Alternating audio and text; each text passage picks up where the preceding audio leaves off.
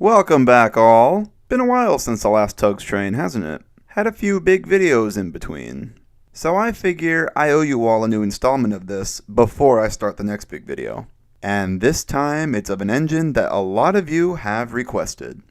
Here is Arthur. What a wonderful kind of day if you can learn to work and play and get along with each other. Arthur is a pretty obscure character. If you're new to the Thomas fandom, you might not really know who he is.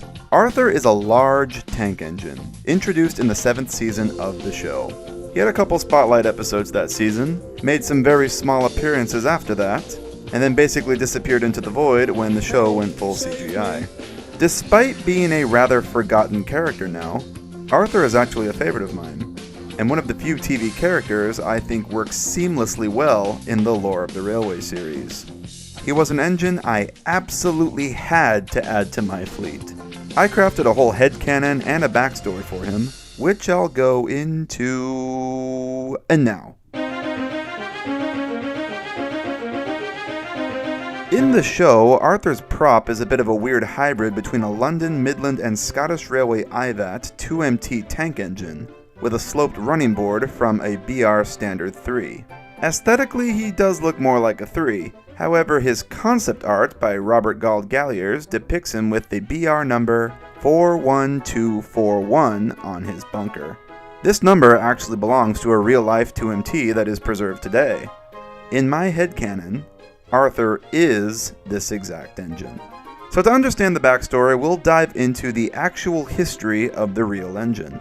41241 was an LMS IVAT design, but was built in 1949 at Crewe by British Railways after nationalization. The engine never ran an LMS maroon, or any LMS livery for that matter. The engine lasted until the end of steam and was withdrawn in 1967. The engine never saw the scrapyard, as it was purchased and preserved the same year by the Keighley and Worth Valley Railway. The engine was painted in a special maroon livery with the initials KWVR on its tanks, which it still sports today. However, in this headcanon, the engine didn't go to the Worth Valley after being withdrawn. It instead went to Sodor. Why did the Northwestern Railway need a 2MT? Well, here's why. As we all know, in 1967, the Arlesborough branch had reopened for service, and the Fat Controller promoted Duck from pilot duties at Tidmouth to run it. Tidmouth was left without a pilot, which is weirdly never an issue that's touched on in the books. Although it wouldn't be for long. The Fat Controller was in search of a new pilot engine, but he wanted a bigger, more modern engine that could also man goods trains when needed. He came across the recently withdrawn 41241 and purchased it from BR. The engine's name was Arthur, and he arrived on Sodor in BR Black. And as he had done with Duck Oliver and the Scots, the Fat Controller allowed Arthur to be painted in the colors he wanted. Arthur had never worn the LMS maroon his family members had had, as he was built after nationalization. He was always painted in boring black, and wanted maroon. The Fat Controller allowed it.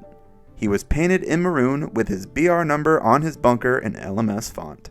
He arrived shortly after Oliver, and so is officially the railway's 12th engine, but he wears his service number as Duck and Oliver do. Arthur was put to work at Tidmouth. Thomas and Percy, who were previously pilots themselves, were brought up temporarily to show him how to do things. It was during this time Thomas played his trick on poor Arthur and caused him to crash, soiling Arthur's spotless record.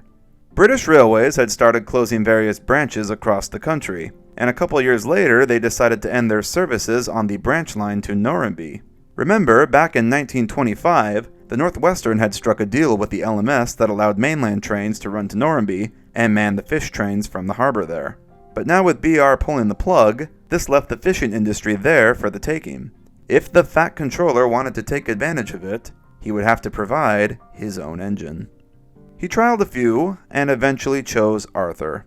Arthur, being a Midland engine, never saw the sea and longed for the chance to work by it. Arthur relocated from Tidmouth to Norrumby, and now mans fish trains from there to across Sodor and the mainland. He has his own shed there, and doesn't see the other engines too often. But as a quiet introvert, Arthur doesn't mind. He finds his new life by the ocean quite relaxing.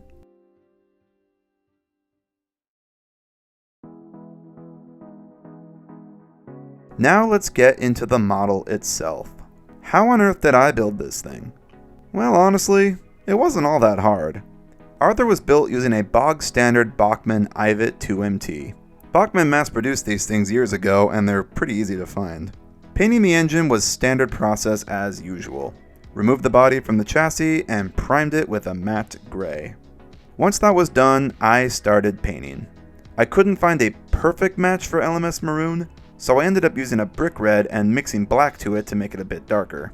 I'm not 100% happy with the end shade. I do wish it was a bit richer, but it'll do for now. Unlike previous models, I actually tried to be as accurate to actual LMS livery as possible with the details. I painted the edges of the tanks and cab all with a strip of black, trying to be as straight as I possibly could. When that dried, I then used yellow lining from Fox and placed it over the edge of the black to create this two-tone look. Maroon on one side, black on the other. A very tedious process. Unlike the prop, which had maroon wheels that matched the paint, I kept the wheels black, as LMS livery engines all had black wheels. The LMS transfers are standard LMS ones from Gagemaster, as are the numbers on the bunker. I took some inspiration from the real-life Brighton Works, which was a BR-era Terrier that wore its BR number in the font of the London, Brighton and South Coast Railway to match its unique homage livery. I really liked that look, so I copied that here and used LMS number transfers instead of Gil Sand's BR ones. Arthur has a BR Smokebox number plate, which luckily used the same first four numbers as 41241.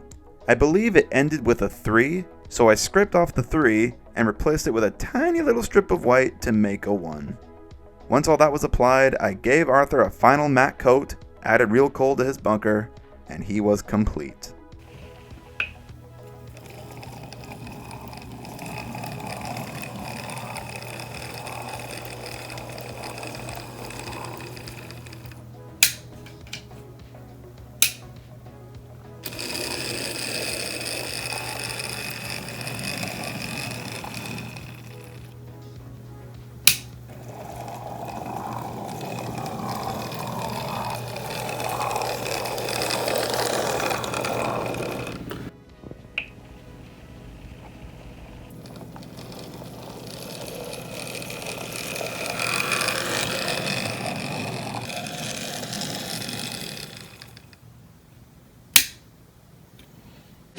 And that is Arthur, a personal favorite character of mine, and one that almost seamlessly works in the universe of the books.